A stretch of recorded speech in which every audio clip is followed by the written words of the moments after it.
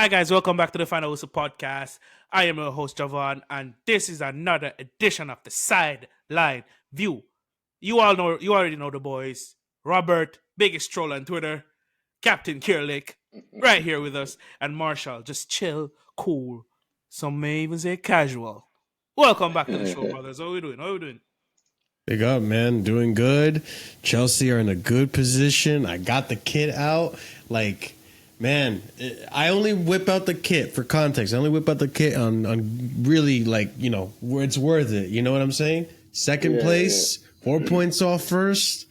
Just beat Spurs. Just clap Spurs. Come on, man. What a better time to wear it than now. Yeah, I hear you. You got a name on the back of it? Yeah, of course, man. Hold on. I got to show the audience, obviously. Yeah, T Silva. My G, Thiago Silva, man. Yeah. Gotta represent. Big up to him. He just did walk the whole entire pitch on the last game of Fluminense on his knees. I saw that video. Respect to the man, the legend.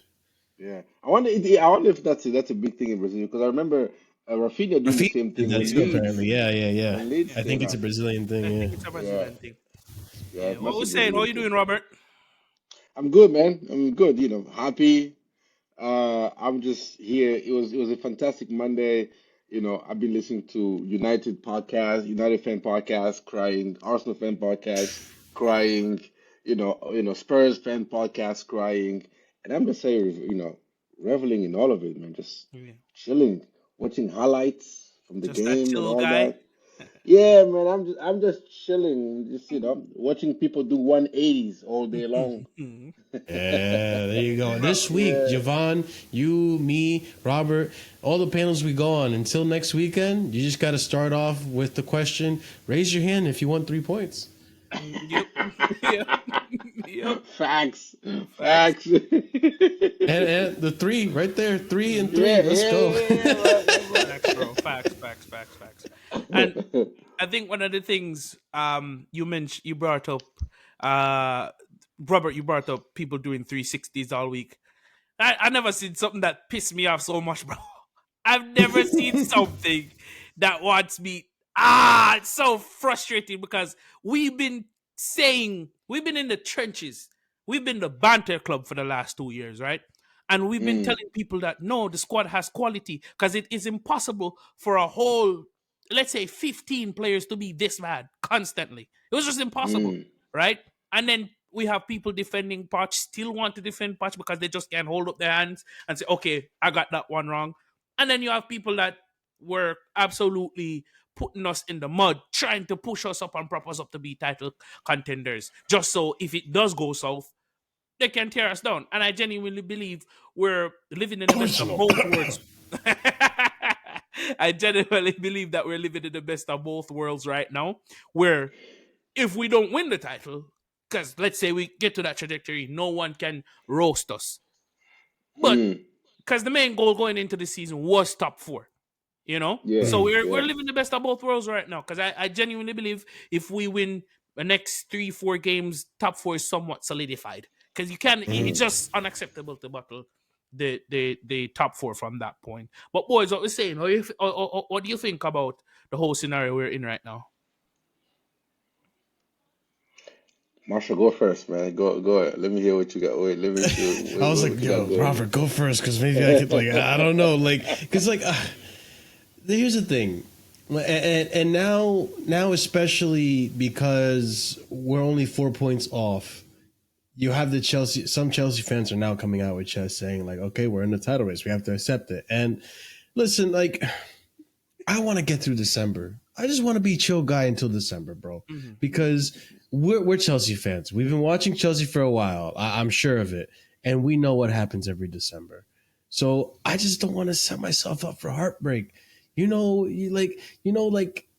Sometimes you get into those relationships with that woman and I know you're going to break my heart. I know you're going to break my heart. And that's Chelsea this season. It's just you had that PTSD, Chelsea, you're going to break my heart because these last Decembers, and since Conte, it's always been that. It's always been that. Lampard, Tuchel, so on and so forth.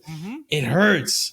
So for me, I just like I want to get to December, but I can't sit here and say like we just. It's not that we beat a Big Six side yesterday's match. It's the fact that we were losing 2-0 to a Big Six side and we came back and convincingly won it 4-3. The scoreline is very flattering for Tottenham, I can't lie. And True, on top true. of that, midweek to have just a complete dominant performance against Southampton as well. Like the form that we're showing since we came back from international break, 3 games, 9 possible points on the board, 9 points acquired. Like it's we're going into good form, and you look at some of these clubs like City dropped points this week, Arsenal dropped points against Fulham, and we're separating ourselves more and more from that, those guys that were supposed to be in that title race. I don't know. It might come a point where I might not even have to wait until December to say we're in a title race. But as of right now, like I'm looking at the players, Robert, you'll defend Sanchez and all that. But like I'm looking at some of these players and I'm thinking, I don't know, man. I don't know. I have my doubts, but who knows? Maybe in January, depending on who clearly signed, if something gets signed, what moves are made, maybe that'll be the big indicator of how the ownership see this. Yeah, you make some good points. I think from my point of view, obviously, I'm the overly optimistic guy from day one. I look at it this way. Obviously, right now Liverpool has the advantage, but if by any chance we were to catch Liverpool, I will confidently say we're gonna win the league. Just because I Big believe talk. I believe in my squad better than I think Liverpool fans believe in theirs. Mm. And Liverpool, if let's say they don't reinforce in January, I mean Salah, we know who he is, but we know second half of the season Salah who he is. And having Salah account for 75% of all Liverpool goals, as soon as his form drops 5% or 10%, those little Mm. that little goal versus Southampton doesn't come.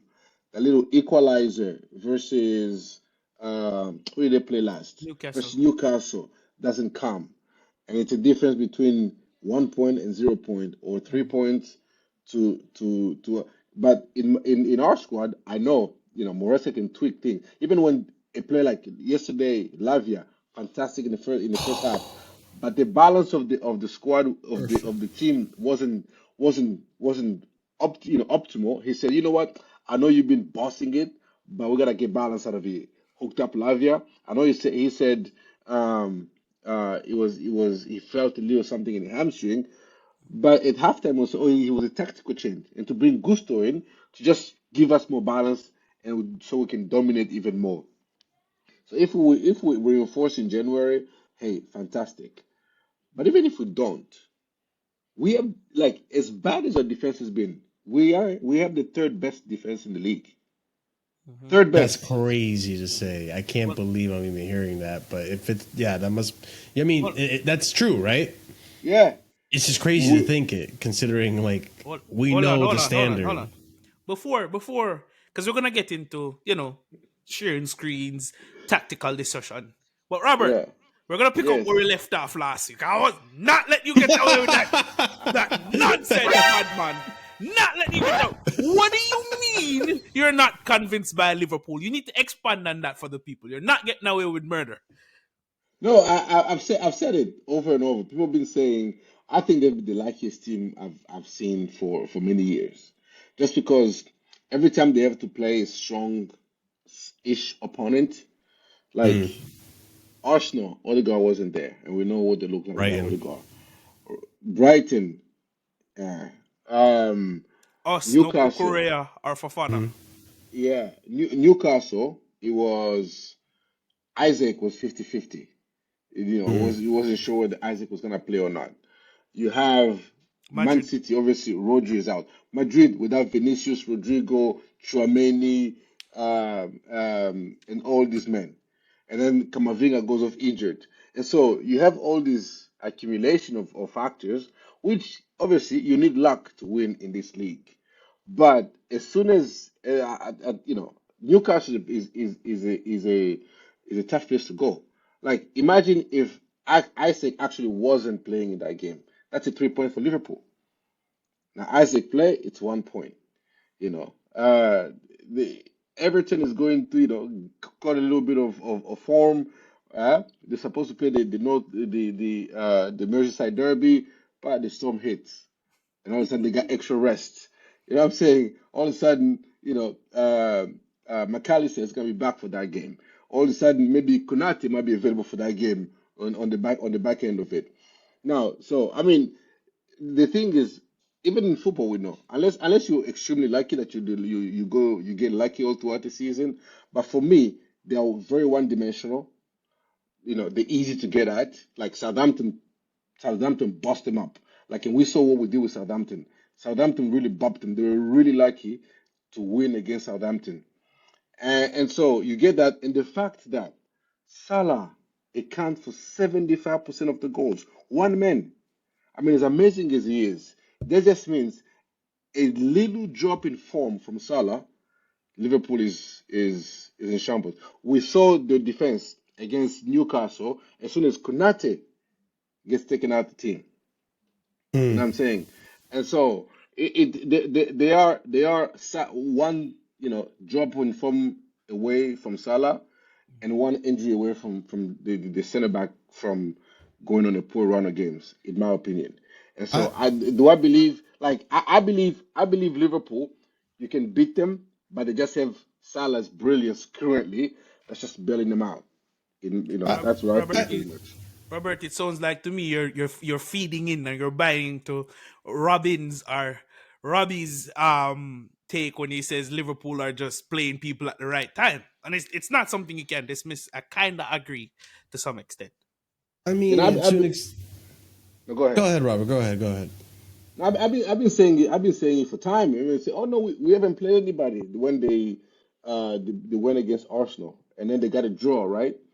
They played Mm, us. They played us, and we played them off the park. I mean, if it wasn't for the Liverpool penalty, and maybe Rich James not switching off, and Sanchez being on his toes, who knows what would have happened in mm, that game. You get Man City at their absolute weakest point, and you get Madrid at the absolute weakest point. You get Mbappe missing penalties, like at the absolute worst form. Vinicius is not there to help out or to torment Trent, all these things. And mhm. so you get all these accumulation of things, and I think they just been lucky. And at some point, I believe that luck's gonna run out, and it's gonna catch up to them. And I believe Salah, you know, he's gonna still score goals and give assists. He just won't be at this level as we've seen in the back end of the season how he gets. And they're playing so many games. McAllister and Gravenberch, they're playing every 3 days. They don't have the squad depth. And I think at some point it's gonna be it's gonna catch up to them, and I believe our squad depth can get us across the line much more comfortably than theirs will do. And that's what and if we catch them, if we go into a game week where Liverpool and Chelsea are tied for first place, Mhm. tied on points, I would confidently say we're gonna win the league over Liverpool. Okay. Well, the thing is, like, I think to an extent, I kind of hear well, I actually hear a lot of what Robert is saying, and I don't know if all I'm gonna like summarize, and I don't think Robert's saying this either. Like, I'm not gonna summarize all the results as luck. Obviously, when you look at just results, there's context missing, Mm, and Robert's right. I mean, when you look at some of the games that Liverpool have played against Brighton, if you watch that match against Brighton, the second half of the match, or actually the first half of the match, Brighton had them on the ropes. Brighton had Liverpool on the ropes, and there was chances, very big chances that Brighton missed. Brighton could have won that game easily against Crystal Palace. They Liverpool get an early goal, and then Palace are pushing and pressing and trying to get into the game, and Allison had to save them, bail them out. Sometimes, like at Southampton, another one too, where like they were losing that game and they had to come back to defeat Southampton, where we were winning mhm, pretty convincingly, like for a large portion of the match. So I'm not 100% convinced on Liverpool. I do think obviously they have enough manpower and the form that they're in right now. They can on their day play good football, even against us. Like at that point in the season when they played us, you know, we drew the game, and unfortunately we just they set up tactically really well to nullify us. Mhm. I and maybe this might be me, and I was thinking about this earlier today, and I wanted to ask you guys, and Javon, I'd like to hear your answer on this. I feel that now, with the way we're playing, the way Enzo Maresca seems to know how he wants to set up the spine of the team, the starting 11, and how he wants to tweak. Like, I feel like at this point, Maresca kind of already knows how the team works. Like, okay, I know my team now, and I know what I need to do tactically for each game to get the result, because it's looked like that lately. I feel that right now, if you give me Liverpool, I feel like we can beat them. I feel like Yeah. now we're ready. Whereas before, I didn't feel like we were ready. I'm being honest, I still don't think he figured out his best, absolutely best starting 11. Because we Mm, keep seeing these tweaks and changes. You know, I think we have a definite base, and I think he built a spine. I remember last season, the entirety of last season, this team has no spine. We need to go buy a GK. We need to go buy a centre back. We need to go buy a midfielder. We need to go buy a winger. Mariska came in and said, listen, this is what I have. While the squad did slightly improve, Mariska came in and said, hey, this is what I have. But guess what? I'm going to make a spine out of this. Because what? Good coach is coach, right? yeah. So I would say at the end of this run that we have coming up, I would take. I'm not afraid of any big team. If we lose, we lose. If we draw, we draw. But I know that you've had enough run of games, and these players in the squad has built enough confidence to go toe to toe with anyone in this league, right? I just hope Mm, by then we get Wesley Fofana back and maybe even Reece James because yeah. and we'll get into this after Robert speaks on this point. I think Badia Shield playing on that right hand side after the defense messed up how Caicedo inverted. But we'll get into that just right after Robert gives his point on the question you asked. Um, I mean, I'm looking at Liverpool result here, for instance. Like in the last 9 games, You can they've share beaten your the screen if you'd team. like, you know. No, it's on my work computer. Oh, okay. I So got it. I got it. I got it. I got it. The last the, 9 results, I got you. the last 9 results, they've beaten teams by 2 goals only twice, and that was City and Villa, and both were at home. So In the league. every result they've gotten from there, Uh-huh. it's been either a draw or they've won by 1 goal, by a 1 goal margin. And that's why since they played Wolves all the way in September, they've only beaten a team by 2 goals twice, City and Villa. Everybody else, from Crystal Palace to Brighton to us to Arsenal to I don't know, Crystal Palace. Yes, they've only won, but they've only won 7 of those games by a 1 goal margin. And that is why I'm not that confident in Liverpool, because I haven't seen much for them to say, oh, they can blow a team away easily, Hmm. Our or they attack is can. better than theirs. Oh, miles better. That's what I'm We saying. have we It's have the highest goal count in the league right now. We're leading the league by what, 35 Collectively. goals? Yeah, yeah, Yeah. It's Salah and Hope, yeah, pretty yeah. much. Salah and friends. Salah and friends. Salah, inshallah. Salah and friends. It's Salah and Hope, and if you watch all this game, it's either, oh, Salah got a penalty, or Salah got a stupidly good assist, or Mhm. Salah set somebody up, or Salah score himself, and so all of that, bro. I mean, you need one of those two results to go, one of those two goals to not go your way, Mhm. the ball to not fall onto Salah's feet, like in the Southampton goal, for instance. Yeah, Yeah, but people could spin the narrative and say, let's look at the champions. This is what happened when you're a championship winning sides. Luck falls your way. Sometimes you make your own luck, and you have to take advantages of these chances when they come along. So I'm not going to sit here and negate them for it. I'm not going to sit here and say, "Oh, they're just lucky." No, some of these, if you look at some of these chances, they make the luck, and when the luck comes their way, they still have to take it. So I'm not Mm. going to knock it, but I hear what you're saying,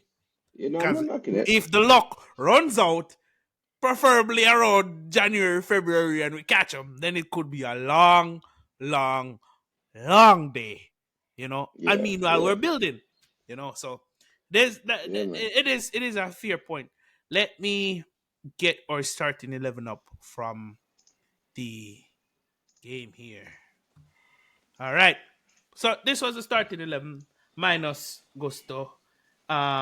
We had Lavia. Let me just put Lavia back here, and then we'll talk about what happened in the game as to my theory that Badia Shield was the trigger for everything negative that happened. I'm not crapping on him or anything. I'm just saying it's a factor. No, 100%. And So this was the that's the thing starting with. them going in, right? Mhm. Badia Shield was playing as a right-sided centre back, which was, in hindsight, a horrendous decision. So here's my thoughts on this, right? Previously, when we Mm. had Wesley Fofana playing on the right side centre back, he's a right-footed player. So when he drifted out wide, his passes would come as a swing around, right? Mm-hmm. What I mean by swing around, he could bypass Caicedo here and go directly to Palmer or to the winger, or he could comfortably play it into Moses Caicedo here, and Moses Caicedo could either dictate, could either switch, play it to Palmer, and transition upfield. Mm. Because he's a left-footed player, what I saw continuously happen would be him picking up the ball, Spurs pressing him, and he's going into midfield. So when Caicedo is pushing up here, the ball is coming this way to Lavia in the first phase, or he's pinging it into this general region of the midfield, which then um cause a knock-on result of Spurs winning the ball in midfield. What I would have wanted to see him do, because it's okay for them to force him on his strong foot, right? What I would have loved to see him do is just bypass the midfield. You have the passing capability. You get what I'm saying? Bypass the midfield, go all the way to the winger, play the ball in the behind for Jackson to get a run. Because Spurs did play with somewhat of a high line. Wasn't as high as before, but with somewhat of a high line. If you continuously put the ball in behind, it forces Spurs to drop off. The press can't be that much because they're just wasting legs and runners in the midfield. But that did not happen at all. And that kind of played into Spurs. And in the second half, when they switched roles, Badiashile was much better. And Gusto came in and Kukurea was the one inverting. Oh, so what do you guys think about my conspiracy theory? But I generally think that that's why this inverted fullback Caicedo didn't work in this match.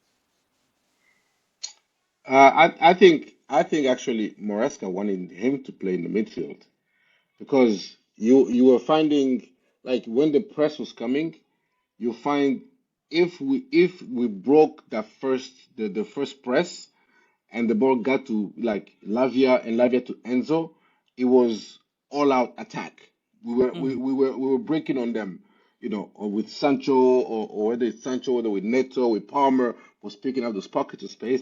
So Moresca wanted to kind of suck the press in and then have our midfield in abundance of space, and where now we are running at them with numbers, not Mm-hmm. just ping a ball over the top for Jackson, because Van de Ven is quick. Mm-hmm. So if you do that, it's a race, Jackson versus Van de Ven. At best, it's a 50-50 who wins that. But if you do bypass it, you bypass the midfield, you bypass the press, and you play into the midfield to Enzo or to Lavia, and we break. Like now, we got five of the players out the picture, and Mm-hmm. we are 5-4 or 4-3, and they are outnumbered, and that's how, and that's where we found a lot of our joy. But obviously, I don't, we didn't have the best decision making in the final third. I don't think. But I think that was, Moresca just saying, and Badiashile was taking it long because, he had to receive the ball from either Sanchez or Levi, and then switch it on his left foot, and then trying to, swing his, and it it was something that was being forced Yeah, almost.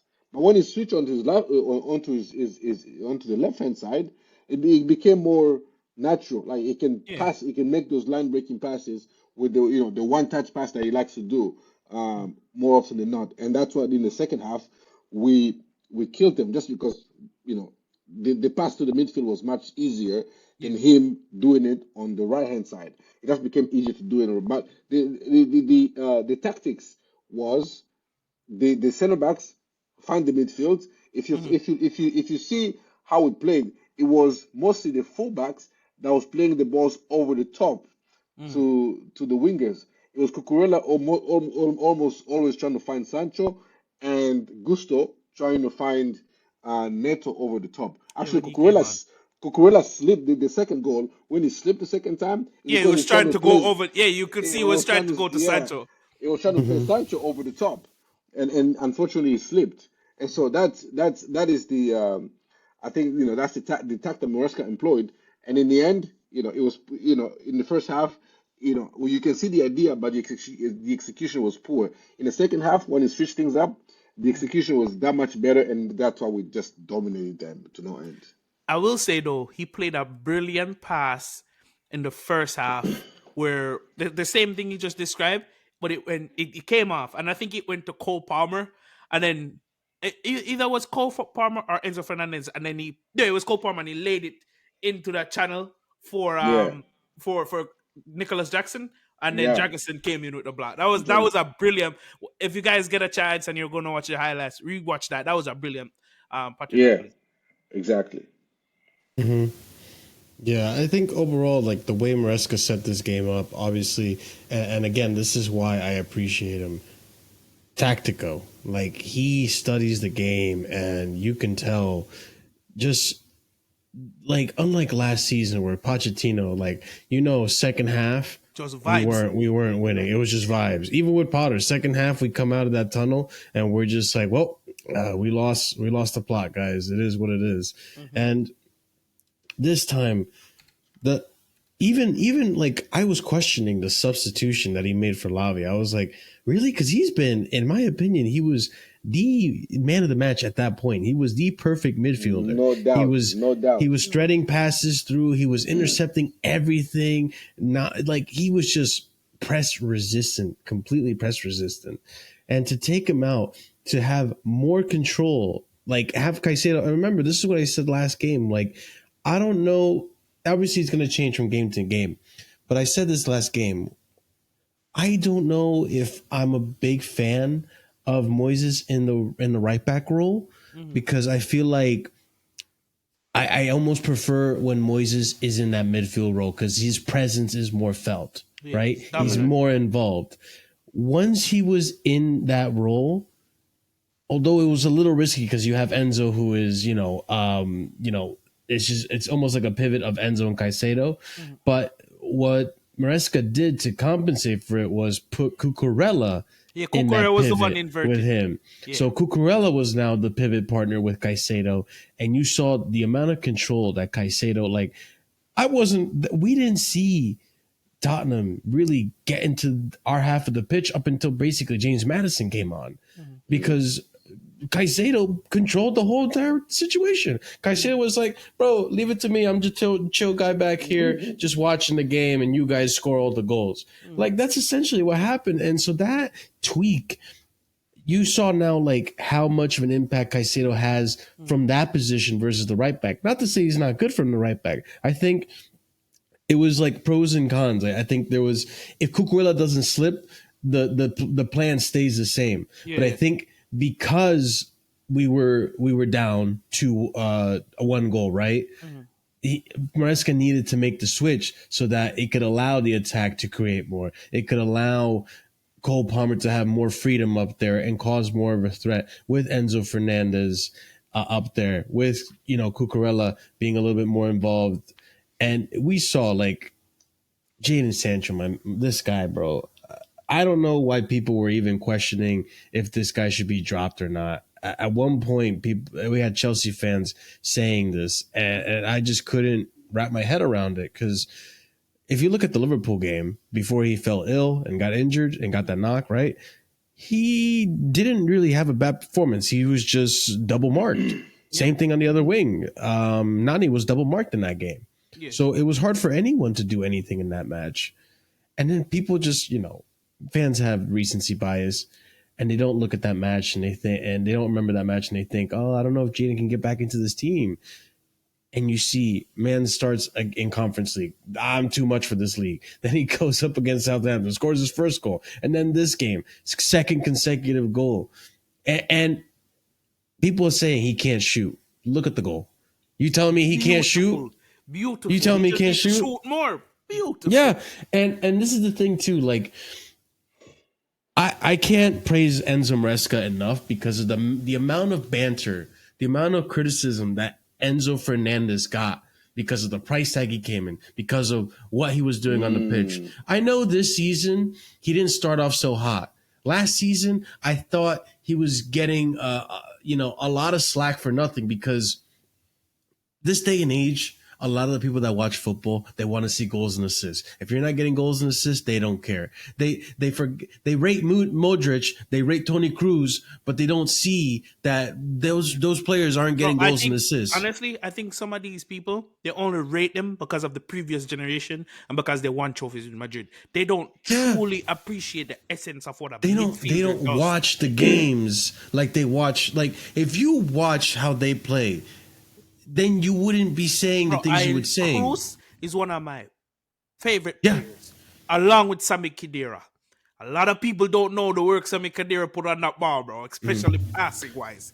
So Gentlemen. when we're talking about midfielders, I appreciate midfielders. So Yes. when I see Enzo spraying a cross-field pass and it's pinpoint. Last season, Bro. Robert Javon. Last season, the amount of times that Enzo Fernandez could have gotten an assist or a key pass, but the play fell apart. It happens so often. But we recognize that because we know how to watch football with our eyes. We know what a midfielder's job is supposed to be, and specifically in whatever role he's in, right? And even you look at that Man City game. Anyone who watches football with their eyes understands that Enzo Fernandez, the positions he was getting in was fantastic.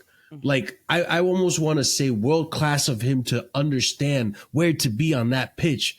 A bad player doesn't do that. A bad player gets lost in that position. You don't see them in those positions. Unfortunately, the finishing wasn't there. The touching wasn't there. I remember he was playing with a hernia as well.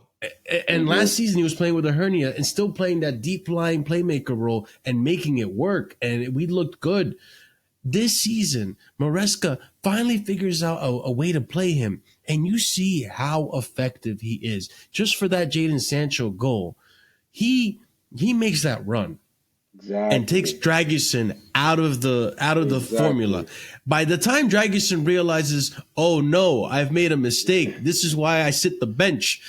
Jadon Sancho already dragged him out and shot the goal. It was like those things, those little differences is why Maresca plays him and why he plays him in that position.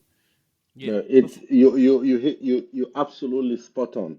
You see that run that I tweeted that said they should just give him an assist for that run alone. Yeah, you tweeted it earlier today. Yeah, just if you watch that run, he made that run knowing I'm not getting the ball, I'm not making this run for the ball. And the fact that Dragusin just sold Dragusin, like it's not Dragusin's fault. Obviously, you know that it's Enzo Fernandez. Every center back would like, it's not like it's let me see, it's somebody that we might have had that was not like it's not like it's Raheem Sterling that's making that run. It's Enzo Fernandez. If he gets the ball there, he's dangerous. And so you have to somewhat respect the run. Even if you know it's dummy, but you have to respect it somehow. And that slight half a second delay just gives Sancho that a little bit of room to cut in and to lace a shot. There are two players. That's why I realize that why Maresca likes to play Enzo Fernandez in those advanced pockets. It's not because it's a seven position. It's not because it's that's where Enzo likes to play. It is because he has the understanding at the IQ level to just understand. No, no, I gotta be in this pocket, not this pocket, this pocket. He doesn't need the coach to tell him. He will look around, exploit the area. Like same with Cole Palmer. In those little pocket area, you watch how Cole Palmer readjusts the runs. Like he will go and realize, and oh, that space is empty. I'm more dangerous in that space. And we'll go and Mm-hmm. like watch that goal against what was it? Is it against Villa? The one the non assist. Yeah, Like yeah, yeah, yeah, yeah, he get the free kick. Yeah. He's right behind. He realized, oh, there's space in front. Let yeah, me yeah. step, a couple steps. I'm more dangerous there, close to the goal. Mm-hmm. And and obviously he hit and scores. Like it's that level of IQ. Most players will be like, let me be here because It's safer. it's a safer Yeah. pass. If nobody passes me here, we keep the ball, we keep moving. But Mm-hmm. I think it's only Enzo. That's not only. I think it's primarily Enzo and Palmer that understand the intelligence Mhm. of space and pockets. Yeah. And you And know what, in Robert? I have to correct you. You say Right. little pockets of space. In this game, this whole part of Okay, the pitch was hold on. Before we get open. into Spurs, I must say I have to bring up these 2 points because after this we're going to go into a different segment. Mm. Yeah. Firstly, Cole Palmer. See that touch you took Mm. to redirect it into Neto's path? Oh Who took God. when you took some of the pace off the. Yeah. Listen, I don't know if you people are understanding what that touch is. I'm not over gassing it. The ball was played with too much pace on it, right? So Mm-hmm. Neto was never getting there. You see that touch? Took pace off the ball and redirected into his running path so he wouldn't have to go wide. So when the ball Mm-hmm. landed, all Neto had to do, I'm sorry, yeah, it was Neto. No, was it? Yeah, it was Neto. Yeah, it was All he that had to time. I do, know. Yeah. Yeah, yeah. I was thinking about another Jaden Sancho run. All he had to do was take a touch and carry. You know, if you've played the sport, do you know how nice it is when you don't have to divert your run? All you have to do is run and the ball Yeah. comes to your feet. And then it's all your technical ability after that. So Palmer, absolutely brilliant. Mm. And I gotta say, Jaden Sancho, your dribbling got me on the edge of my seat. You're no Mm. longer Jaden Sancho. Thank you, You're Sancho Manchester Lini. United. Thank you, Sancho Manchester Dino. United. Sancho 25 Vino. mil. We'll cash it out. People keep saying we need to give them more money. I ain't giving him another cent. I'm gonna give that money to Jaden Sancho. But No, Yep. bro, absolutely brilliant. we're in America. When you need in America, you need to learn the essence of tipping. Yeah. You understand? When somebody renders you a good service, you tip them. You understand Mm. me? And the good tip is what? Over on my side, it's about 20%. Yeah. So 20% of 25 mil, it's an extra five. Sometimes you just tip them an extra five and Yeah, see, we'll give him a, here, yeah, take 30. here's a little 30. I know we don't scam you on Message Mount, but Mhm. you've been a good folk, like we say on Yeah, this. good You've folk. been Hmm. you've been a good folk, Yeah. and for your generosity and giving us Sancho a cut price while we robbed you on Message Mount, we'll tip you an extra 20%. Take No, no, extra no. five. As a Because generous act, we will offer you at a discount price Ben Chilwell. So, Yeah. Manchester United, So thank you. let's yeah, get into how exactly. Spurs set up with a Mhm. huge amount of space. Marshall, take it Yeah. away. So, like, when we look at this, right, in that first half, when it was Lavia and Caicedo inverting, I think Caicedo was, I think, still learning that right back transition role. They had a little bit more control, or not control, but they didn't have as much control as the second half. In the second half, once you bring Caicedo involved here, you notice that these guys, Kulusevski, Basuma, Sarr, they were struggling. They were struggling. And Basuma, the tactics for Postacoglu, this is what failed him, right? Because he's stubborn and he Mhm. doesn't know how to set up in a different way. He constantly kept getting dragged out by either Enzo or Palmer. Yeah. Like these guys were constantly on them, and they had all this space given to them to just run rampant. Mhm. That's how you see, with the space that Jadon Sancho had here, that's how you saw the goal that you saw, right? Mhm. He had all the space to run across this cut it. line, Mm-hmm. yeah, and just cut inside and do that. And you saw even Cole from this direction. He had all the time in the world to take four players out. Takes a shot and it deflects. And again, Enzo has all the space in the same space, gets into the box and has a chance to take a shot. So again, like Enzo Maresca saw the space, tweaked the tactic, said, "Okay, Cucurella, I'm gonna have you invert. I know Badiashile, he doesn't look comfortable, so we do a swap, so he looks a little more comfortable." And Malo Gusto, one thing about Malo Gusto that he did this time is that he just told him, "Stay at right back. Just keep it at right back. You don't have to do the inverting stuff. Do what you did last. Just kept Son quiet." Right, minus the offside thing where they wasn't paying attention. They fell asleep, but luckily nothing came of it. Right, but his job was simple. I want you to be right back. You don't have to invert. You don't have to do anything. Let Cucurella do all that, and shut down Kulusevski, Bissouma, and Papa Matasar. They didn't do anything. So to see that, right, and mind you, also take advantage of the fact that this guy over here was out of the equation. It would take him out. And then Van de Ven left. Van de Ven shortly after. They had to rely on, I forget who ended up being their center backs. Dragusin and Archie Gray at one point, I think, too. It was just, at that point, like, and it's Spurs, too, as well. The errors that they made, absolutely idiotic errors to give us those penalties. Like, there was no reason for Bissouma to just tackle and come in as harshly as he did. Gave us an opportunity there. I tell you, the Papa Sarr one was worse. That was a lot worse. He was Cole Palmer. Yo, I'm getting mad for Spurs right now. They're not even that fast. I know. Sarr, Palmer was running away from the penalty box and he fouled him. How stupid do you have to be to do that? That is just, and even the announcer said it. Once they capitulated that fourth goal, they were out of the game. The announcer said it. It's a Spurs thing, isn't it?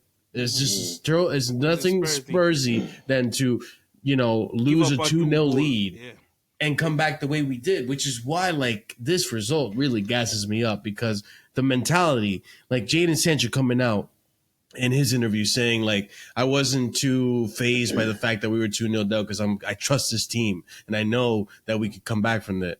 Once Jadon came out with his goal 5 minutes after their second goal, it was like, all right, game on, let's do this. Let's actually pick up the pace and do it.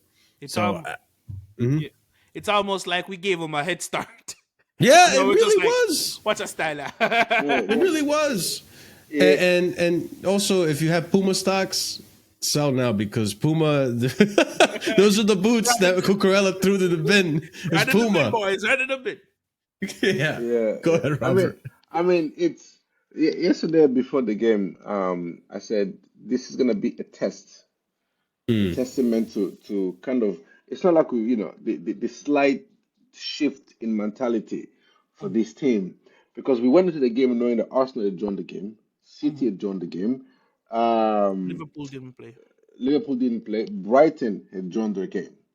And even Cole Palmer alluded to it at the end, in this post-match interview and said we knew that all those teams had dropped points, so we had to win. So going into the game, it's Spurs, which as a Chelsea player, we always win there. So we call it a 3-point lane for a reason. You know that all the other contenders or some people around you have dropped points. So you have the added pressure of having to come out with a result. Not just a draw, you have to win. Otherwise, you just give Liverpool an even bigger gap. And added to that, you're 2-0 down in the first 15 minutes. The shift in mentality.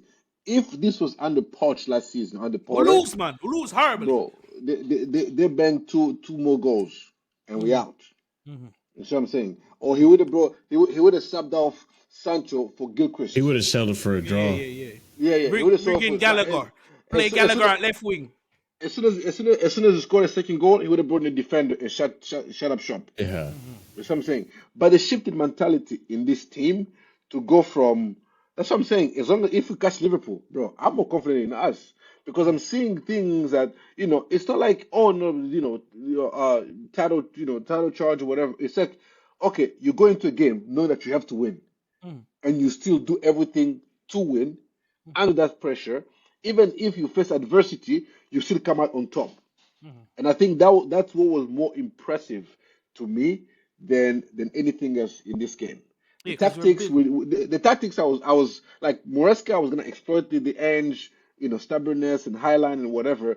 I was never thinking we got under the cosh. But the fact that we went in knowing that we have to win, and then we 2-0 down after the first 15 minutes, and to keep the composure to say, let's keep on going, boys. We gotta win here, and to The go men- on and to win comfortably. That was that. the That mentality was so is impressive. the mentality is definitely manifesting because you can tell like when Jackson came off, right, and he didn't have his most He brilliant was game. He pissed. was pissed. He was pissed with his performance, and that's something that I love to see. And even, bro, the maturity of this guy is insane. Like even like when Enzo got his goal, like it's so He's funny like, to see hey, it. keep your shirt Hey, on. keep your shirt down. Keep your shirt on. You can put the Benny Hill theme and Yeah, run yeah, that yeah, back and yeah, forth, yeah. and he was just Yo, Jackson's following like, him. what are you doing? It's crazy to see, and like that's something that it's not just Jackson; it's throughout the whole team. It's throughout the whole team. Enzo Maresca, like he's brewing up something. I love seeing this. Yeah. Marshall, pull up the stats. that you Yeah, I got a few that came from the game. So people love to say, "Oh, Palmer doesn't show up in big games," but yet here we are with this stat right here. That apparently he does. GA versus PL Big Six teams in the last 2 seasons. 10 for Cole Palmer. Meanwhile, Bukayo Saka has 9, and so does Sun Heung-min, Heung-min. right?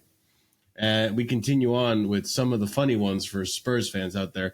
Tottenham are the first club in PL history to lose 11 games after leading by multiple goals. That's embarrassing. bottle, Tottenham. bottle people. That is embarrassing, bro. Yeah, that is embarrassing. And I mean, yeah, double whammy because that's just really embarrassing. It's like that guy at the job who everybody comes that's new starts at the lower rank position and always get promoted on top of them. And you're at the same company, you get promoted. Some people come start low and get promoted over you, and you're just still there in the same position. That's like Spurs Tottenham, that. bro. That feels like Spurs Yeah, in it. yeah. Then this is another one too, because I know we're going to talk about Ange and that future of that club and how they're going to even solve this. But Tottenham under Ange Postecoglou, I just noticed that. Wow, The no clue. wow, damn, Stat Muse. Disrespect. Disrespect. The disrespect is crazy. Tottenham under Ange Postecoglou, 5th last season. I'm assuming at this point of the year, right? They were, or actually no. I mean, I think that's how they ended. They ended 5th, right? And 11th this season so far. I always win things in my second year. So, yeah, it's not looking good for him right now. I'm not going to lie. Listen, let's talk about it now. They're still in 2 cup competition. They're still in 3 cup competition. The Europa League, Sure. Europa League, the Carabao Cup, and the FA Cup, right? If I was a Spurs fan, I would be chanting, I would be chomping at the bits for him to take one of these cup competitions seriously, because their league form is horrendous. Because to be honest, I was a bit, I wouldn't say scared. I was a bit taking this game seriously because we know what Spurs has been like this season. Play horrendously against those lower teams, but when they play against a big team, they turn up, and that was happening to some extent. Yes, we had a few mistakes, but bigger picture, that was happening to some extent, and they could have scored more goals, right? So you realize that you're on a losing streak. What's the best way to turn this around, Postecoglou? Take the Carabao Cup seriously.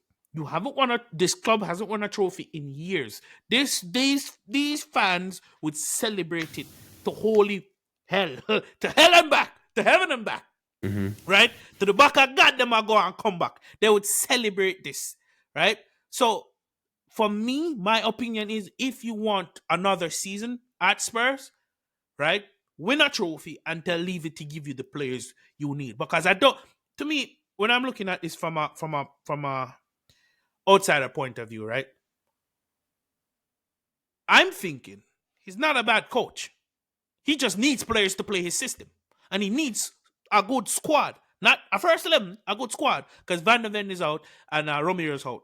Look he has playing at the back, right? Solanke will get you goals, but Son is on the decline, and Brennan Johnson is always at the back post for a tapping. You need to build a squad to play his type of football, because once the first 11 is not there, and he's a man that doesn't necessarily change the system or the tactics, it's going to be a long day for these squad players that come in.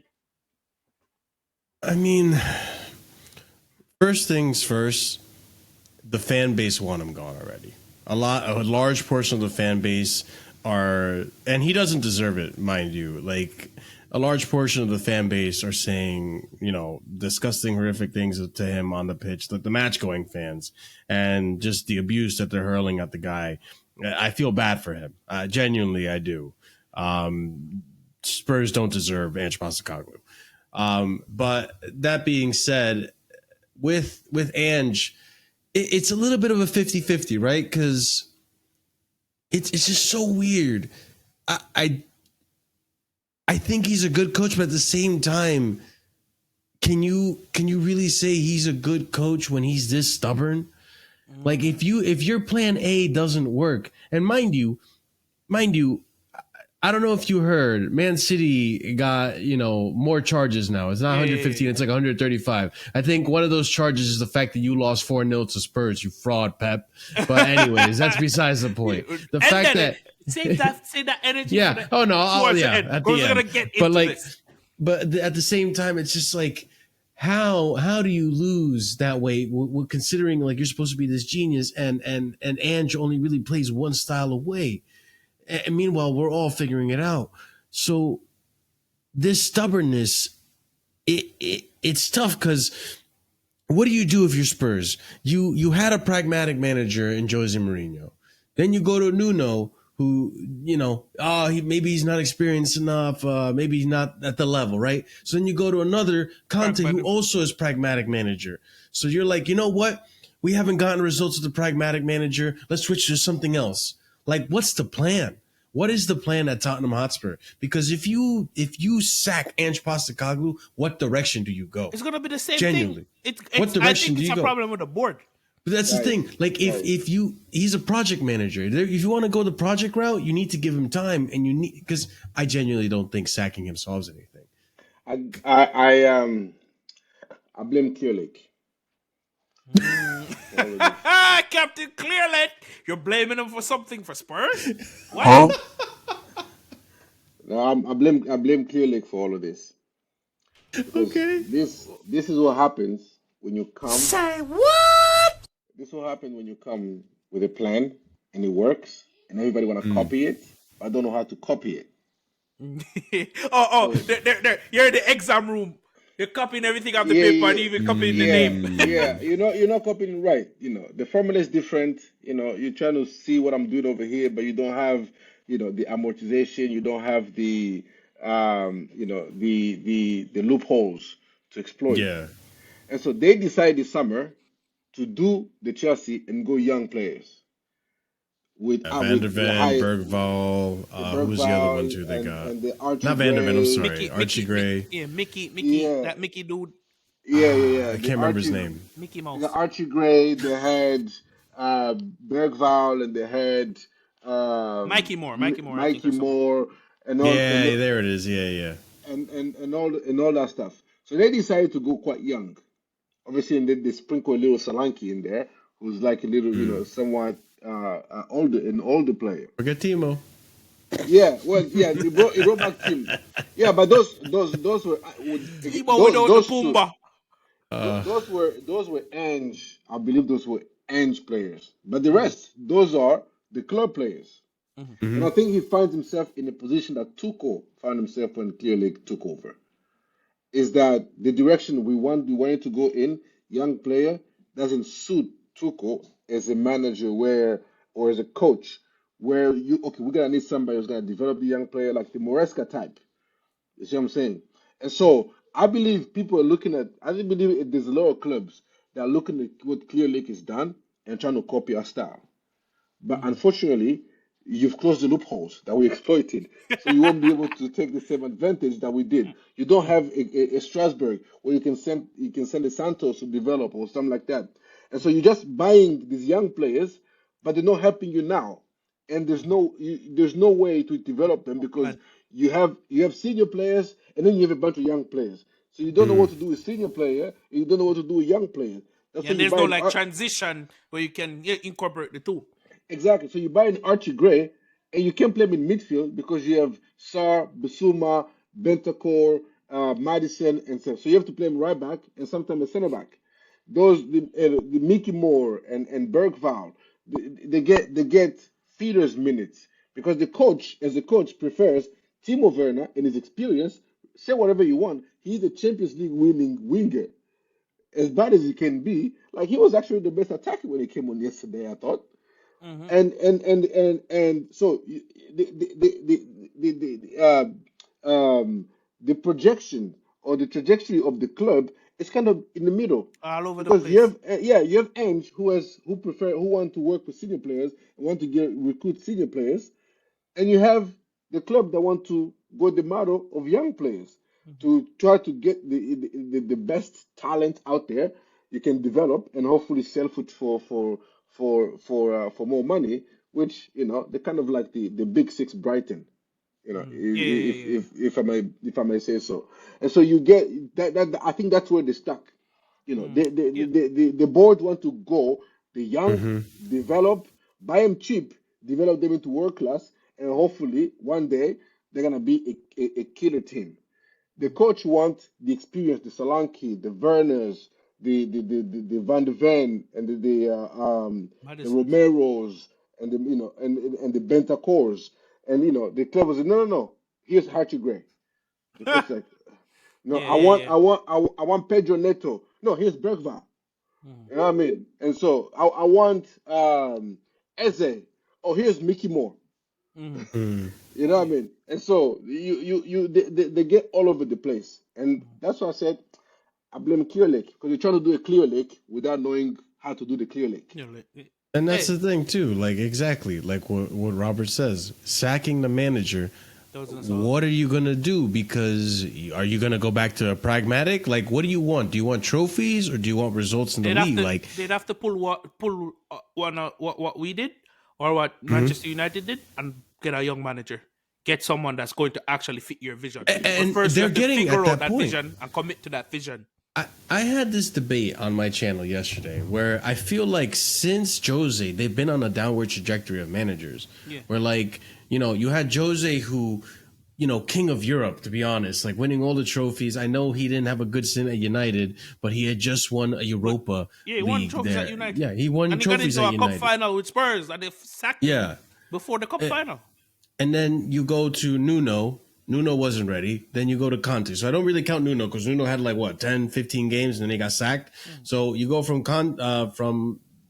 Mourinho Mourinho. to Mourinho Jr., like Mourinho Light with Conte, right? So then and that doesn't work out. Now you're going to Ange, who's from the Scottish league with Rangers and Who played Celtic and all football that, manager. Japanese, playing football manager over there. What's the next path? Like if you do sack Ange, who do you go for? It has to be an unknown, like a McKenna or something like that. Like that's the one I'm You hearing links to. Yeah. you know Listen. who I think would be a absolute perfect fit for them?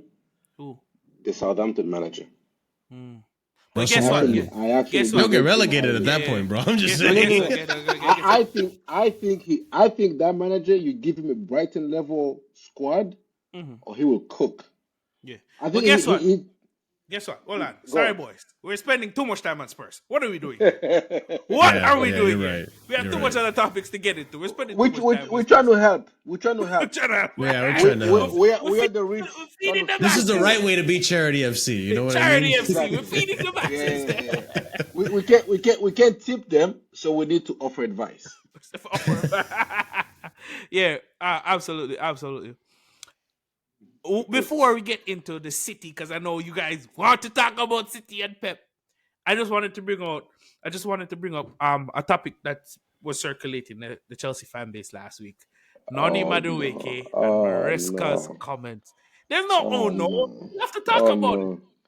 We have Okay, to go talk on. about it. Go on. I want to hear your thoughts because I'm gonna go last on this topic because I'm gonna go last. I mean, I'll start this off with Nani and all that. Like, listen, I like that Maresca's honest with these players. I like that Maresca's not trying to be their best friend. I like that Maresca isn't putting their arm around their shoulder and trying to coddle them and be like, listen, it's okay that you don't put on good performances. Ignore the this and the credit. Like, no. I think when a player isn't performing to what you need him to perform, I think you need to do something. And this is something that, like, with Enzo Maresca, I truly think this man is an actual geek when it comes to football. Like, Mm, I think he knows how to trigger the best out of every player in the way that is most effective for each player. Like, mm, he has studied Nani, he has studied Enzo, he has studied everyone to a T mm. and knows how to get the best. Like, the one that if he makes this work, I'll put a poster of Enzo Maresca in the back. If he somehow gets Robert Sanchez to click, I am putting a statue of Enzo Maresca outside of my house. I am not joking. Like, it's that one player that he's still figuring out. That's the enigma, the black sheep of the team right now. But other than that, like, every single one, like when he tells this thing to Nani, it just all of a sudden clicks. When he says this about Enzo, about the physicality, all of a sudden Enzo clicks. With Caicedo, with Palmer, with this and that. You see the players, the spark, all of a sudden, he knows what to say to get them to play the way that he wants them to play. So with Nani, I think what he said about Nani is very reasonable. I think that's something that's very true about Nani. Like, he gets a little complacent, and it seemed that way when he's playing the games. Like, I have the starting position. Remember at the beginning of the season, we were rumored to sell him. He was rumored to Newcastle, and what does he do? I'm staying. I'm staying at Chelsea. He puts on a brilliant performance when he starts playing. He does Servette and then Wolves. Like, he's the statement like, I ain't going anywhere. You're not selling me. I'm staying here at Chelsea. And then what happens? He gets a few starts. Oh, I got the starting position. Gets a little lackadaisical, a little complacent. Gets benched. And what does he do when he comes off the bench? Scores. Says, no, no, no, no, no. Two This assists is and a goal. this is the type of player that when he has a chip on his shoulder, this is how he performs. Like, and again, another example, not to go off of Nani's topic, Nkunku. Even though Nkunku hasn't been starting for Chelsea, he's still a top goal scorer. How is that? Because he's playing and he's scoring goals in the other competitions, and he's being effective in terms of the GNA, right? And even João Felix, he's getting this guy to track back. You know what I'm trying to say? Simeone couldn't get it to this extent. Yes, that's what I'm trying. Like, that's what I'm getting at. Like, he knows how to get a tune out of these players. So with Nani, listen, I'm all for it as long as Nani actually steps up and plays. Say what you need to say about these players, because sometimes they do need to be called out, but he's doing it in the right way, not throwing them under a bus when this costing them the game. You know, like, trying to get him to be better. And I think Nani likes that. I think Moresca. I think there's two ways that Moresca is trying to get two goals he's trying to achieve with Nani. You can either be a player for my system, or you can either be a player in my system. What do I mean by that? No, he likes the wingers. Like, you see the characteristic that Nani has. That's a typical Moresca winger. Mm. So I believe he's trying to achieve two goals. I'm trying to perfect my system because I have Nani character a players, a winger, that has the characteristic that I want in my right winger, and Noni has those. Mm-hmm. Now it's up to Noni to make sure that he's not just a player being used to perfect the system, but he's actually the player in the system. Now, even when somebody else comes, he has to dislodge Noni Madueke. And it's up to Noni to train hard because Moresca said that about everybody. If said that about Sancho even after the Spurs game, Sancho knows if you don't train hard, you're not gonna play. Everybody knows you don't train hard, you're not gonna play. He said this multiple times about Noni that he doesn't like the way Noni trained. That Noni does not train hard in training. He said at the beginning, like in early before the season or at the beginning of the season, and he said it again. In a short in a span of 4 or 5 months, the manager said twice that Noni does not like the way Noni trains. So it's up to Noni to figure out. Like I don't care about your Instagram post that you are whipping it, far post, whatever. Are you doing in training what Moresca is asking you to do? Mm-hmm. Now it's up to you whether you just want to be somebody that's there. You are a winger that Moresca used you to say, when we are like this, Enzo switch to the winger. Mm-hmm. And so we have winger of Noni's characteristics. So next season, when somebody else comes, the system is already in place. It's just a matter of plucking out Noni and putting somebody better than Noni. Mm-hmm. That's a decision for Noni Madueke to either whether at the start of next season, Morales season gonna pluck you out and put somebody better, or he's gonna just kind of cement you there and say, Noni, for this particular role, you are my guy. So I don't have to put pressure on Estaval or Kenji Pires or whoever, any other winger that you might bring, or even Neto by himself. Mm-hmm. Because I believe Moresca likes the unpredictability that Noni brings. To say, you don't know, he's so, like, he destabilizes the defender. Mm-hmm. Like, Neto is, like, I'm going at you. Mm-hmm. And I'm it's forward. typically I'm on the outside. Yeah. I'm going at you, and but Noni is like, it would destabilize the defender Mm-hmm. and then take off. Mm-hmm. And so I think Moresca is trying to put that in Noni's head, bro. I'm using you either way. Mm-hmm. If you want me to use you for you to be here, either way I'm using you. It's either you decide that I'm just using you so that everybody else understand my system with you because you have the characteristics that I like in the winger, or if you are actually working in the system that you're gonna be a part of. Either way, I'm gonna use you. Mm-hmm. The difference is whether you're gonna be the person that when this all clicks, you are there, or it's gonna be somebody that comes in for you Mm-hmm. and it's just plug and play. I Plug and plug the play, plug person and in play. there. This everybody has already understood Knows the what to do. system, Mm-hmm. knows what to do. But it's just that either way, I'm gonna use you, Nani. Either way, I'm gonna use you. It's up to you how I use you. Whether it's just to perfect my system or whether it's for you to be part of the system. Yeah. That's what I think I we're think trying to get to Nani. yeah. I think that's a brilliant point that you made, Robert. When I saw the quotes, right, I had to read it and watch it for myself. Because yes, he said what he said in the beginning, but at the end of it, that's where the real context came into play. Mm. And what I got from that when he said, "Oh, but he's doing brilliant, he's doing better than expected in terms of numbers," what that says to me is the coach sees something in you that you don't see in yourself, bad man. 100%. Right? The coach is out here criticizing you, but in a positive way. Right? The man, when everybody was calling for your head, the man was still playing you because the man sees something that could take you to the next level. So it's up to you to realize that and lock in. Because I'm saying to myself, any other player in that position when they come on, they still play it safe.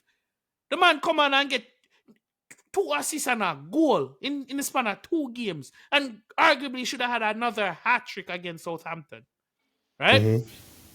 So I'm saying to myself, please, for the love of all is good, and for the love of Chelsea, take what he's saying and run with it. You have a Mm-hmm. manager that sometimes all it needs is all you need as a player is a manager to put their arm around you and say, "Oh, I'm gonna give you a chance because I see something that no one else sees." But Mm-hmm. look at the amount, look at the plethora of wingers we have at our club. For this Mm-hmm. man to talk about none, because he could have said something about Sancho at the time, could have said something about Neto. Neto didn't play the best in the Spurs game. Didn't say anything about him. I'm not people, and I'm not saying he doesn't like Neto. I'm just saying he clearly sees something in Madueke that he needs to get out of it. And then we see Madueke starts whipping in crosses that people should have scored from. The creativity is going up, and the end product is going up. So I look at it as a positive criticism, in my Yeah, opinion. and the thing is, you said about the potential, right? I've always held this opinion that Nani, up until this season where we got Jaden, Nani is the best dribbler in this team. Nani can beat any man one on one. And right now, Jaden is the one that can compete with him. I think Jaden is slightly better, but Jaden has more experience than Nani at this level. But Nani has the potential to be Jaden of the right side for our team. Like if he keeps up this form, when I say keep up this form, I mean if he steps up and reaches that potential, bro, we can have a winger like Nani, like Jaden Sancho on the right side with Nani, and then Jaden Sancho, and then who? Like, come on now, who's really touching that attack at that point? And then remember, Nani has pace, serious pace on top of it. So listen, man. Yeah, so I think it's I don't know if Noni's trying to be the modern Eden Hazard, where you just come, you don't train hard, but you come, you think you're gonna give an 8, 9 out of 10 performance, and you're gonna whip in West Ham without training hard, without doing much. Everybody knew Hazard wasn't that good of a trainer. But you need to understand that football has changed. In the landscape of football today, Yeah, it's a different era now. Yeah, I don't think Hazard could have gotten away with it like he did Nowadays, yeah. Especially in this team where the competition is immense. You have to prove yourself. You have to continuously show Moresca in training that you are ready to play. Like that's what Enzo had to do. Enzo had to show Moresca that because he dropped Enzo. hey, I'm serious. Like I'm gonna give you a reason to never drop me again. That this is the biggest mistake you've made. You dropped me, Enzo Fernandez. I'm gonna show you why you should have done that in the first place. And so that's what Enzo has done, and that's what Noni needs to do. Like Moressa clearly sees the talent. He likes him as a winger, and see that he can improve. But it's up to Noni to decide whether he wants to be a celebrity or he wants to be a player. Like what Moresca says about Cole Palmer, to say he only cares about football. Like he comes here as a chill guy. He just wanna play, trains well, and that's all he cares about is football. It seems to me, at least to me, to my eyes, Noni is an extremely talented player, but I think he's more interested in being a celebrity than being an elite footballer. And I've said this, and I've said this. One of my pet peeves about players is when they wear the shorts low.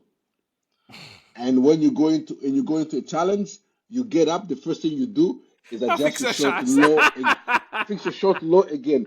That I've never in the history of football. No, I'm serious. In the history of football, name me an elite player who wore the short low. Hazard, Bro, I've never Zidane, watched that. I've never. Messi. I'm serious. Messi, Ronaldo, Xavi, Kante, Robin Robin. Ribéry. Name me an elite player, an elite attacker, an elite player anywhere that you ever saw that wore the short slow. Never I have an been. answer I've for you never next seen one. next time. We'll have Next an time we answer do for this, I have an answer for you. Listen, we're running short on time, so we have to we have to touch on some other topics.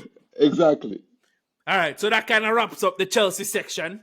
People, say a ball talk, we're talking about things from a different view, from a sideline view, some would say. I have to have a word with the boys. What's going on with Pep Guardiola? What's going on with Manchester City, boys? Bro, You see that video? Oh, just because you like this man is trying to square up.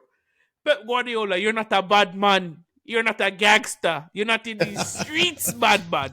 Allow it, bad man. Go home. You're no bad boy. Yeah, stop trying to fight people. But on a serious note, this, I'm just going to say this is kind of a mark against him. Like the first time you're in turmoil with a team, you're reacting like this, bro. Ancelotti was coaching at Everton. Jose Mourinho coached at multiple different level cups. He won a Champions League with Porto. Man never spend money like when you spend money, bad man. Right? And I think this was the reason why this is a topic. This has been a criticism of Pep. Like people wanted to see what you would be like in the face of adversity. Right? What is this? This is not what we expect from the quote unquote one of the greatest managers of all time. It's for me, it's unacceptable and it needs to fix up. I Here's my take on it, and it might not. You guys might not agree. It is what it is. This is my take on it, right? I think outside of the Centurions, no one has ever been able to hold Pep or when Pep all these seasons outside of Centurions, when Pep dropped the ball, outside of Liverpool that one season, no one's been able to hold Pep accountable. And so last season, when he plays Vardio at left back and he looks like crap for most of the season, no one is there to take advantage of the fact that he's dropping points because of that. And so at the end of the season, when Vardio scores a goal here and there and looks decent, all of a sudden, Pep, you're Looks a like genius. it looks like a masterstroke. He's a genius. So now, when that stubbornness is kicking in, and you had Grealish, that you finally, guys, it took four, or how long has Grealish been there? For 3 seasons now. Yeah, 3 years. It took 3 seasons for Pep Guardiola to finally play Grealish in the 10, which is the best version of Grealish we ever saw. That was what Grealish played as a left 10 at Aston Villa, where he dominated and carried that Villa team on his back. That's the Grealish that we know. And it took him until that game earlier this week for him to play him in that position. And we saw Grealish have probably his best game under Man City. You're playing Rico Lewis, who is a right back, right wing at CDM. You're playing Mateus Nunes, who is a midfielder at left wing. If Pochettino did these things, bro, it'd be anarchy. Just saying. But no one is saying anything because they hold Pep to such a high regard. Earned, by the way. He has earned it. He has the trophies to show for it, right? No one says anything because they hold him to such a high regard. And I guarantee you, if by some grace of God or whatever, he turns it around, he ends up winning the league again, no one's going to talk about that. No one's going to talk about this bad patch of form and all the stupid decisions that he's very suspect about right now because it covers the cracks. But this season, and I hope this season, either us or whoever wins it and Man City don't, hold Pep accountable for these stubborn decisions that he's done, the nonsense that he's doing on the pitch with these players and playing him in the positions that he shouldn't be playing them in. Facts. Bro, I think this period here has made me respect Pep even more because, Where you going with this, Robert? no, I'm for real because any other manager coming off of a four-peat, one of those four-peat was a treble, going through the first adversity, most managers would have been like, ah, 1 year, we're not gonna win it, so what? Just gonna chill. But this man is pissed off. This man is mad because he's obsessed with winning. Like he's won 4 in a row, but he's obsessed to get the 5th one in a row. And when he doesn't go his way, when the results don't come, he loses it. But Like every great manager has done. Conte has lost it when he is not. Mourinho has lost it when things have starting to go south. When they're not winning, like Conte at Tottenham, when he wasn't winning, things went south. Conte at Chelsea, Mourinho at Chelsea, when they weren't winning anymore, things went south. Tuchel, when he's not winning anymore, things tend to go south. That's just elite managers. There are the few that, like the Ancelotti, even when things are not going right, they will keep the composure. Just Ancelotti, just a calm guy, a cool guy, as you would say, a chill guy. But Batman, this right here, I think, bro, I look at people, I'm like, bro, even after a four-peat, you're obsessed that you are. It's not like he's in a relegation battle. He is 2 points off Arsenal, yeah. and Arsenal is supposed to be in the title race. And You know this what? man is losing his cool, his composure because he is not around the top of the league. You know what I get from what you're saying? It's like I have a brick, I throw it on my feet, and I get pissed that my feet hurt, like I injured myself. Half of these things that he's going through is self-inflicted. You, Right. I Yeah. cool, mean, cool. You don't have Rodri. Cool, I get it. yeah. Utilize Matthias Nunes or play a double pivot. If you're going to Mhm. play, if you want a quick solution, Nunes, partner with Gundogan. If you want to go that route, change the system. You're supposed to be this tactical masterclass, which you are. And I'm That's going to give it to that's where you. the stubbornness Change the comes in. system. Change the system if that be the case. There's things you can do until the January transfer window where you can spend money, right? There's things you can do to at least keep up with the pack. It shouldn't be this drop big of a fall off. Like you said, Grealish in the 10. Get people around Holland that's going to get the ball faster to him. Change the style of play. Put the ball in behind. Let Holland go one to one with a defender for him. Because 9 times out of 10 he's going to win it. There's things you can do to keep up closer with the pack. You're The going to Liverpool solution. and you're going to Liverpool on a poor on a farm. Mhm. Yes, you're not known to sit back, but adjust something where you can get a grip on the game. Come on, man. Yeah, and before Robert goes, I feel like everyone's looking at, especially City fans, are looking at the January transfer window like the solution as the solution. Like, bro, you have answers, you have good players on that team. Like, the solution can't be bringing in players to do what you want to do or going into January. Like, I think even Pep said it right. Like, there's a saying right where like if we have to recruit in January, then we failed. We failed as Exactly. a club. Like, And, it's just not and good. Marshall, every time adversity is supposed to hit him, he moves to a different club. Barcelona. What happened? Dipped, right? Bayern Music. What happened? Dipped. So all I'm saying is, Pep, for the great work you've done, for the brilliant work you've done, I didn't expect this type of reaction or these things. And I'm not just talking about the reaction on the video. I'm talking about your starting 11s, not changing anything big tactically, not making any big changes tactically. Hmm? I feel kind of let down. And that's why Ancelotti will always be the greatest manager for I, me. I, I think Agreed. Agreed. I Four think Champions Leagues. I think his recruitment is massively let him down. Mm, They didn't get I mean, they went and got a Calvin Phillips as mm, a road replacement. Who, I mean, if you know our City, if when they started with Pep, they were always 2 steps ahead. mm, Like if they foresee that Calvin Phillips wasn't gonna work, they're gonna get another another DM. If mm, they saw before Mahrez went, they would have had somebody at a level above Savio or anything like that. But the recruitment has let him down. And one of the major issue, the major problems with the Pep Guardiola team, this Pep Guardiola team, is Erling Haaland. As much as people love it, as much as he score goals, you cannot play just anybody around Erling Haaland. mm. Mm? You have to play people that You, facilitates for him. you cannot play Grealish in a 10 with Erling Haaland because Grealish in a 10 he's a ball carrier. And Mhm. Haaland is also a runner into the space. And so he's gonna clash into this. So you Facts. have to play You a need someone Kevin De that's going to Bruyne put the ball in the space. who will spread the passes around. And Even in that game against Bournemouth, like Holland was coming deeper. Mm, I think he but gave he's the not pass good to at that. Doku, and Doku got the Yeah, but goal. that's one off. Like when Mhm. Haaland is like that Bournemouth center back is 19. Holland used to do it at Dortmund. yeah, That's the yeah, thing. yeah, Like, yeah, Yeah, yeah. but So, he will come laid mhm. off and spin and go.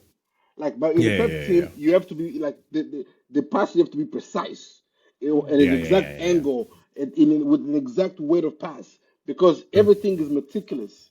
It's one pass is off, the whole thing you gotta reset and start over again. You mm, see what I'm saying? yeah, Or somebody's offside or something like yeah. that. And so this is what I'm saying. I think the recruitment has let him down. I think one of his bigger problems is having Erling Haaland. I think he'd had Julian Alvarez, they would have been a Mm. better team right now. Listen. When you were giving your analysis there, Robert, you know what I just thought. Imagine Cruz in his prime playing under Pep. Oh boy, oh boy, oh boy! It would Yeah, have been brilliant to see. like But yeah, people, we're gonna have to wrap there. I'm sorry, you were saying, I said last summer they were linked to Kimmich. Imagine Kimmich is a DM in this team. It's a bro? wrap. It's a wrap. Yeah, but right, people, we're gonna wrap there. It's late for the recording. I love talking football with the boys. That's Yeah, a man. sideline view. It's an alternate perspective to what we see. We're obviously going to start with Chelsea because they're Chelsea fans, but we're going to touch on other topics as well. Marshall, tell the people they can find you. Yeah, big up, big up. As always, guys, be sure to smash up the like, subscribe if you're new here to the Final Whistle podcast channel, and stay tuned because we're going to keep doing these shows, and these are always fun to have these discussions with the boys here on the Chelsea games and back to winning ways, man. I'm just so happy. But if you want to catch me in my content, Casually FC on YouTube, Twitter, all that fun stuff. We do 2 streams a week. We'll be obviously here for the Astana reaction, as well as a few other shows that we're going to have throughout the week. So tune in to me over there with my panel. I'm always hosting live streams over there. So always a fun time over at Casually FC. Robert, Yeah, people man. know they can find you. Yeah, I'm on Twitter. Just come find me there. Always have some fun and interesting takes and conversations. So come chat with your boy. Again, as Marshall says, subscribe if you're new, like the video, leave comments on a topic that we 100%. broached. And if there's a topic that you want us to broach next time, man, let it be known. Yeah, And yeah. yeah, man. This is Keep Pep accountable down in the comics. Keep Pep accountable. I'm just You saying. not get- the Keep ball, Pep fraud. accountable. The ball. That's how I played. People, I'm not. Y'all are People. disrespectful. Y'all are disrespectful. People, please remember to like, share, comment, subscribe. This has been the Sideline View. Let us know if we're talking nonsense, or let us know if it's facts, or it could be in the middle.